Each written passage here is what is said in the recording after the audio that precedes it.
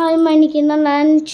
இன்னைக்கு எனக்கு பிடிச்ச லெமன் சாதம். லெமன் சாதமா? அப்போனா உருளைக்கிழங்கு கண்டிப்பாக வச்சுருப்பீங்க. அதுதான் இல்லை மிதேஷ், இன்னைக்கு லெமன் சாதத்துக்கு சைட் டிஷ் வந்து வேற.